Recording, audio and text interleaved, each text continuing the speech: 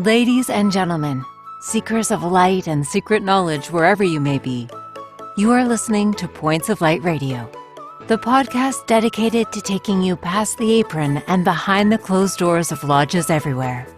And here is your host, Stan Miller.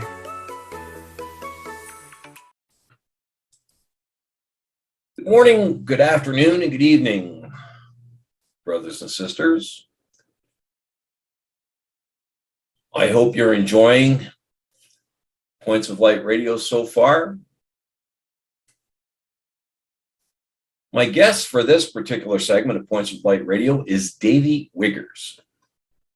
Mr. Wiggers is a member of the Independent Order of Odd Fellows and past master of the Odd Fellows Grand Lodge of Alberta.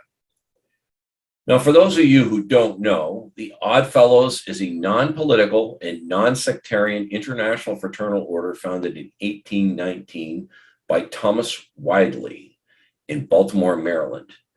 They evolved from the Order of Odd Fellows, which was founded in England in the 1700s. The first Odd Fellows lodges in England were first documented in 1730. Now, the Odd Fellows have had and do have some prominent members of society in their ranks. Among them, Presidents Ulysses S. Grant, Warren G. Harding, and Rutherford B. Hayes, as well as Vice Presidents Schuyler Colfax and Thomas Hendricks. And I'm sure if you look, there were many others. Canada's first Prime Minister, John A. Macdonald, was also an Odd Fellow. Well, how about we let Mr. Wiggers explain further and expand on the Odd Fellows, shall we? Are you still hungry for knowledge? Are you still seeking the light? Then how about you just trim your lamp and follow me? Yeah, okay. All right, Mr. Wiggers, welcome to Points of Light Radio. Thanks for having me, Stan. You are the past Grand Master of the Odd Fellows Grand Lodge of Alberta. Why don't you tell my listeners and viewers a little bit about yourself? Well, really, I'm just an everyday guy who also, besides, putting in my 9 to 5 like every other Joe, also cares about the community and my fellow man, and wants to contribute to that and a positive legacy. That's really, the gist of it. It's nothing more than that. We're as Odd Fellows, we're just ordinary, everyday people. Now, tell me, where'd you get your start in Odd Fellowship? Funny story, actually. The Odd Fellows. Pardon me? Was it in your family? Like, were you your parents? Or it something? is, but like a lot of things in my life, kind of like almost like a Benjamin Button kind of way, a little backwards. So historically, Odd Fellows would it'd be a familial connection, unless, of course, somebody invited another member to join, because it isn't just, like father to son, mother to daughter kind of thing. It does happen quite often, but not always. So one of the projects that the Odd Fellows has sponsored since about 1947 is the Pilgrimage for Youth. Okay. Now, at one point in time, it was called the UN Pilgrimage for Youth, but that designation is now just the Odd Fellows Pilgrimage for Youth. When the UN was just a fledgling association, they needed, some legitimacy in that sort of thing. So they sought out organizations such as ours to partner with to lend them some of that legitimacy. So the Odd Fellows formed in North America in 1819 by a gentleman by the name of Thomas Wildey. And he and a few other oddfellows that from England met in a pub called the Three Sisters in Maryland. Okay. And from that, they loosely formed the first lodge of Oddfellows in North America. When they finally got their charter from the UK, they then officially set up a lodge. And that just over time grew and it grew and it grew to the point where the North American version overtook the traditional Oddfellows in size, anyway, in the UK. So,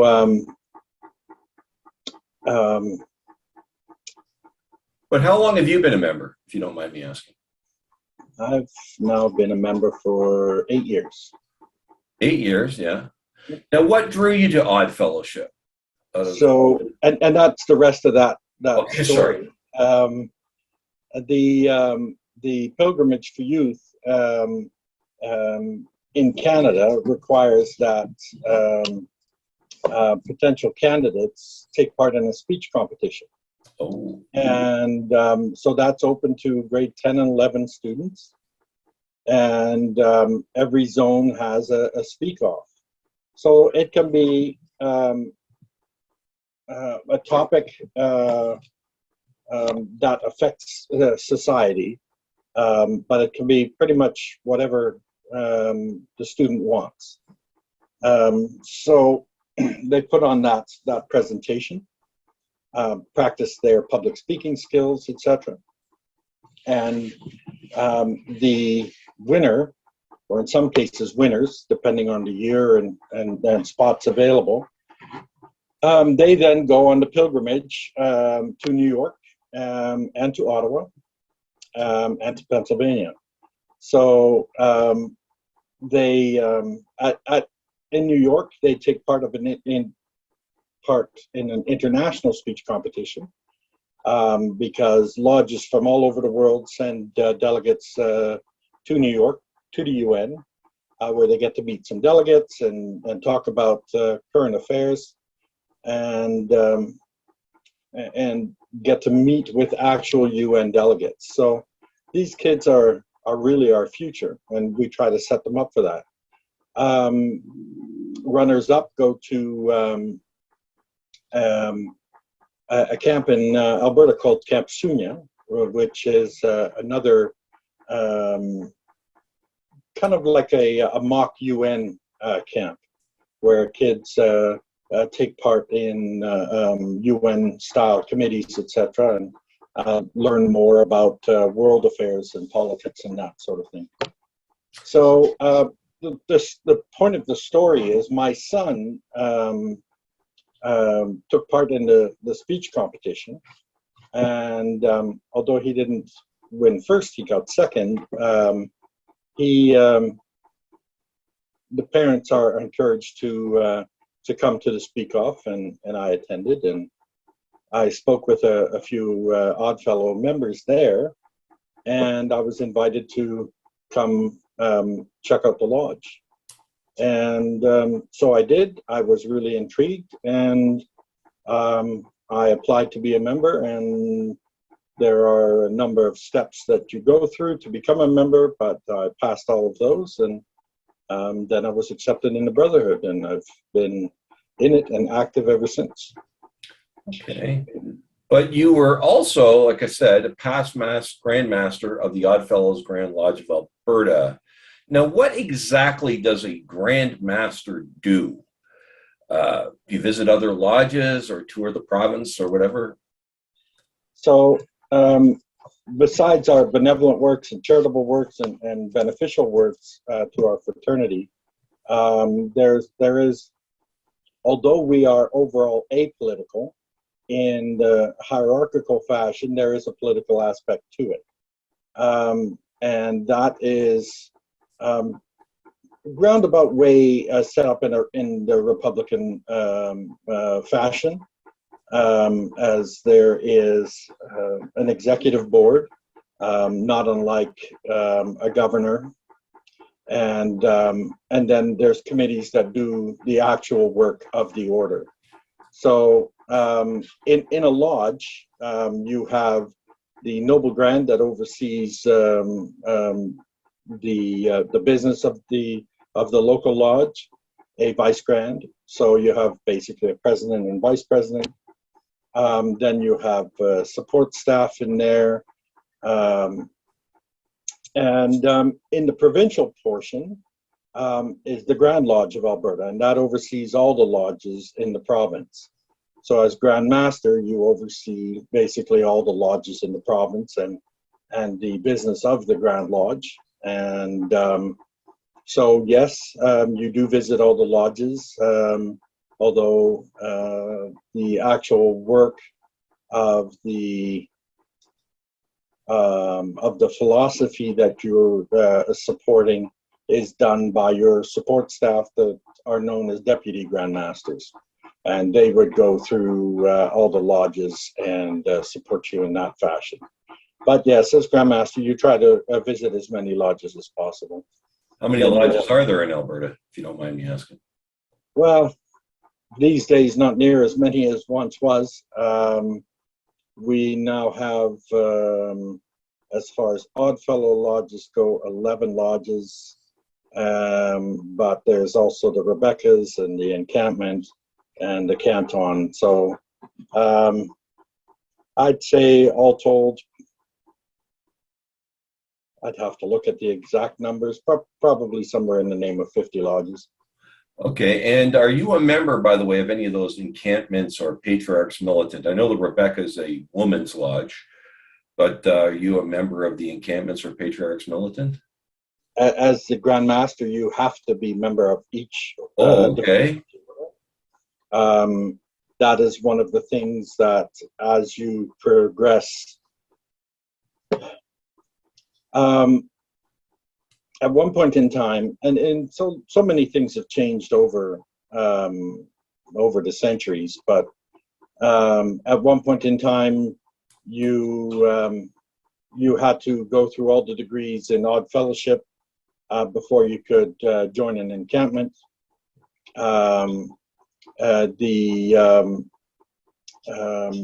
The Patriarchs Militant is geared towards former service members, be that first responders or police, fire, EMS, or military.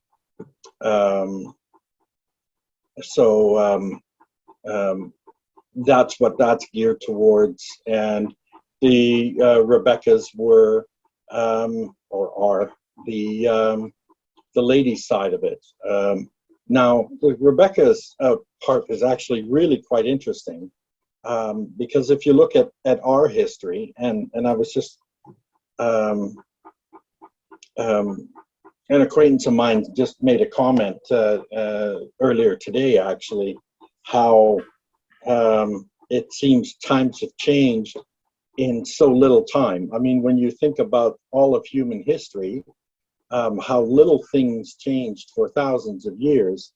But if you look at just the last 100 to 150 years, the humanity and our culture and our civilization has changed by leaps and bounds. Absolutely. So if you take a look just at our history as it relates to, say, the suffrage movement, even just 100 years ago, women were still considered property, had no say really outside the household. They were expected to raise the family and that sort of thing. Now, Oddfellows, however, established the Rebecca degree in the mid-1800s, which set up the division of Oddfellows, where they had in their lodges, or have in their lodges, the rights of self-determination, the power to vote, the power to make legislation within their own lodges, etc. So almost a century before women in general got the right to vote, the Oddfellows were already progressive well beyond that in encouraging women to be individuals. Absolutely. Rebecca sounded like they were way ahead of their time. Absolutely. So that's to answer your question. Yes, I'm a member of every level of the order. Now, you did mention the degree system. How many degrees of Odd Fellowship are there? Well, in Odd Fellows itself, there's 4 degrees. Okay. What are they? You don't mind me asking. Initiatory to first, second, and third degree. Beyond that, I can't go into detail. No, I understand that, but they're the names of them. I'm sorry. Do they the Oddfellows are known as the 3 Rings fraternity. Okay. Each ring has a designation, if you will. And if you noticed in my signature in the email correspondence, I'll close in FLT. Yes. Now, FLT stands for Friendship, Love, and Truth.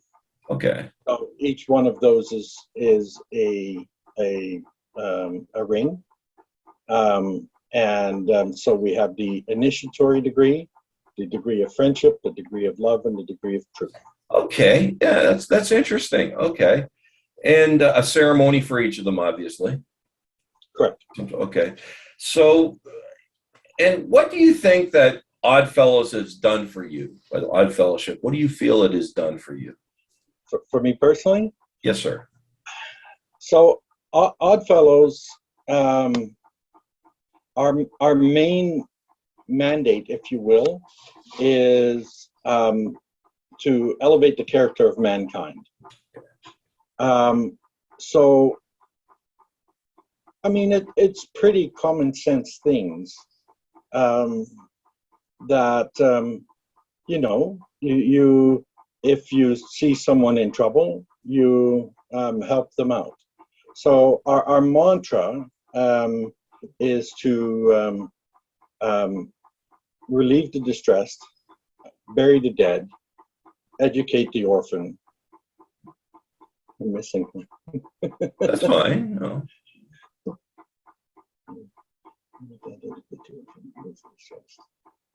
Visit the sick. Okay. It's through those activities that we help out our community, that we make sure that nobody's left behind. So the Odd Fellows in North America specifically, I mean, you want to go back to the British version, there's so much more to it. But I think I agree with you, sorry, because next to the Freemasons, I think the Odd Fellows have more history than any other organization, almost more. Wouldn't you agree? The Masons and the Odd Fellows do share a lineage. We're both ancient orders. Masons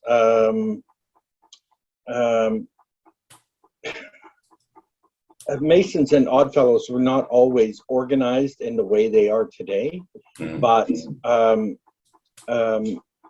a Mason or a stonemason, that goes back, millennia, where Odd Fellows. So there are a few stories behind the origin of the name Odd Fellow. And one of them is that as we are a beneficial fraternity bound to take care of our brothers and sisters, that before there was such a thing as a social welfare system, it would be members of your community that would take care of each other, which is why you had so many different service clubs, etc., and fraternities that would step in where what the government now pretty much takes care of. So if someone got injured at work and was hospitalized, there was no such thing as employment insurance or workers' compensation or any insurance. Well, certainly not amongst the common people. So what you had were, if you were an odd fellow, the members of your lodge would take care of you while you were ambulating. So that's one of the things in more recent history, the last, say, 200, 250 years or so, what Odd Fellows did. Now, prior to that, they did things along those lines as well. However, sorry, let me finish the first story first. In the last 200 years or so, to help to not think of yourself first, to take care of your fellow man, was considered queer or odd. So, hence, to want to help your fellow man, you were an odd fellow. Okay. Hence the name Odd Fellows. That's in more recent history. However, you go back further, like I said, with stonemasons, they go back millennia. Now, there were trades that were not part of any particular trade union. So you had thatchers were part of a common grouping. You had stonemasons that were part of another grouping. So, but you might have people that were of a profession that weren't necessarily part of any trade union. Let's say you were a butler or a valet in a household. Let's say you were a wheelwright. Things like that, you know, you might only have one or two in a village, and maybe not more than half a dozen in a town. So they were smaller groups, but not big enough to form a trade union per se. You know, when it comes to stonemasons in that construction industry, you needed dozens of them just in a project. So in a community, you'd have, you know, a large percentage of that community being stonemasons. Hence, you know, masonry was bigger in that sense. Now, however, you had all these smaller trades, the odd trades, that would then join in the fraternity of Odd Fellows because they were odd traded fellows. So that actually turned out over time. The Odd Fellows was the largest fraternal union in the world. But on a personal level, like I said, what do you think it's done for you? You enjoy the brotherhood aspect of it? Is that what it is that keeps you going into it? Well, there's a few things. The brotherhood aspect absolutely is the friendship aspect is one. I've always been one to root for the underdog. So the benevolent portion, you know, taking care of those less fortunate is also something that, you know, I don't know, fills a need. And I guess the truth aspect, wow, I'm about as pedantic as you get. So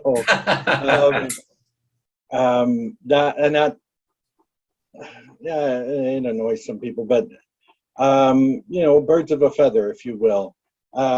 We all, even though we may come from completely different walks of life, we all have things in common. And you know, one of our analogies that we'll use in order to promote our order is You take a branch, you put pressure on it, it'll break. But if you take a bundle of sticks, a bundle of branches, and you tie them together and you try to do that, it's not possible. That's right. So we're stronger as a group than we are alone. So this comes into play in a number of ways. This year, we actually were honored to receive an award as from the Community Foundation as a benevolent group award. I'll send you some information on that as well. Absolutely. We just at our last lodge meeting, it came up that the Grand Lodge of Europe wrote to the Sovereign Grand Lodge, which is the international portion of the order, requesting for help for Ukrainian refugee relief. So be that, money for food, medicines, that kind of thing. Absolutely.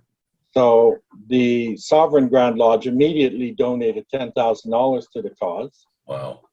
And then the Sovereign Grand Lodge sent out a notice to all the grand bodies in North America, which then forwarded it to all the lodges in North America, that they would match another $10,000 in donations from any lodge or grand body that would wish to donate.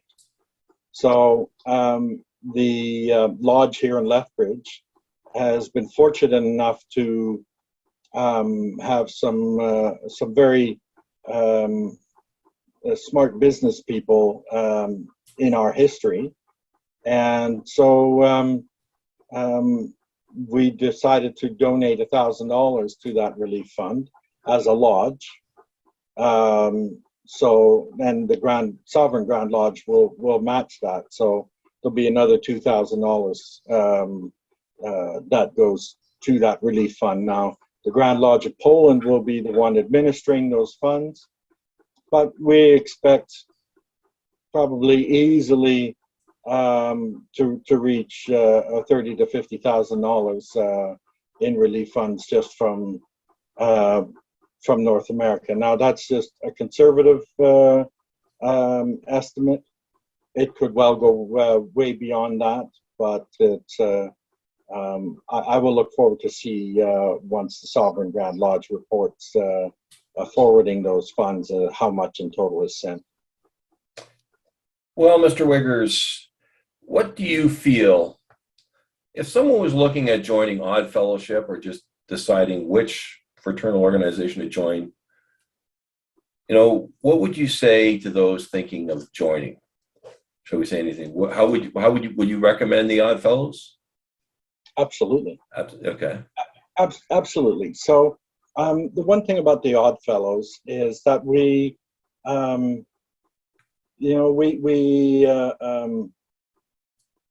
not as big as we once were, but we definitely still have the heart and we have the presence. So, if somebody were to wish to join a lodge, be it Oddfellow or Rebecca, I would just ask them to reach out either through, we're in social media, we have a web presence. We're not hard to find. Let's put it that way. And just reach out, start that conversation. And we'd love to have that conversation. We're finding actually a lot of, especially with Corona, a lot of young people really missed out on that social aspect.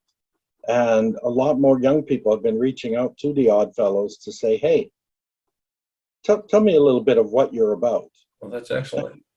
They like the part that we have tradition in our order, but we're also quite progressive in our thinking. We exclude nobody, not creed, religion, sex, sexual orientation, gender, none of that. Women can be Oddfellows as men can be Rebeccas. Okay, I was going to say, I didn't know that. Okay. Yeah. So it really is just about what what group you mesh with, and then we encourage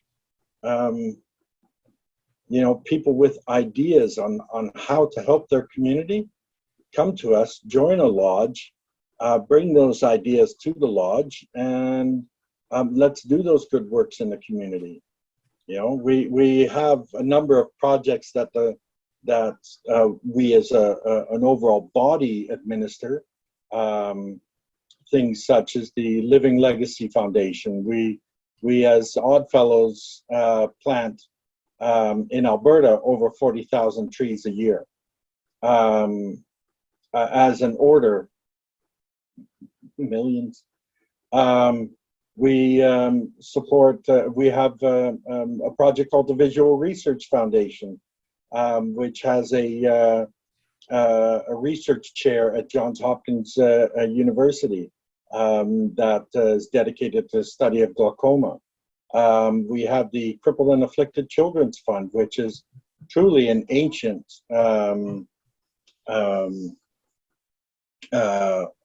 project that supports kids who may be born with an affliction or develop something, and they need some extra assistance. We make donations completely tax-free to help with a purchase of implements they might need, or perhaps mom and dad need some financial assistance with childcare, things like that. So we support the Arthritis Society. We support senior citizens organizations, community organizations in Lethbridge. We support the Lethbridge Symphony. We support the Lethbridge Hurricanes and Lethbridge Bulls, and the list goes on and on and on and on about the things that we do and the organizations that we touch. Now, historically, Oddfellows have not really wanted to take any credit for any of the good works, because, well, that's just, it was never necessary. It was never necessary to say thank you. And the premise is very noble. The problem with that, however, is that if nobody ever knows what you do, how can promote yourself that and maintain your numbers or even grow the order, which is what we'd like to do, right? So therein we've been more open to sitting down with folks such as yourselves to draw a little attention to what we do as an order. Well, Mr. Wiggers, and I appreciate the fact that you did sit down with me today, and I look forward to featuring more of the Odd Fellowship here on Points of Light Radio, and I wish you and your organization all the best. Well, thank you very much, Stan. Thank you very much for giving us the opportunity and to speak to you today. It's really appreciated. Okay, bye-bye. Davey Wiggers, brothers and sisters, past master of the Oddfellows Grand Lodge of Alberta. I'll be enclosing the link to the Grand Lodge of Alberta, the Oddfellows, there in the details section of this particular segment. I think next to the Freemasons that the Oddfellows are one of the oldest and most storied fraternal organizations. Wouldn't you agree? And I think their history, I think the institution itself is worth preserving. And I will say this, as I was preparing for this interview and doing some research into the Oddfellows, I did see, for instance, on Facebook that the Oddfellows lodges in Africa and in the Philippines in particular are not just are not just growing, but they're thriving. They have a lot of young people in them and things like that. And maybe that is the future of some of these organizations. Wouldn't you agree that as maybe they fade out in Western society, in parts of the world, maybe that's where their future lies, or at least a good part of their future lies right there, right? I will also say this. Have you heard anything, getting back to some of the questions I asked in my inaugural segment of Points of Light Radio? Have you heard anything or seen anything that looks or sounds like a ghost under the bed? Have you heard or seen anything in these interviews that sounds conspiratorial? Yeah, sure, some of these organizations can be cagey, but as I keep saying, all families have secrets, right? Right. On a personal level, I haven't seen or heard anything conspiratorial so far, but there again, that's why we have to keep looking. That's part of Points of Light. The mission of Points of Light Radio is to preserve the history, but also to,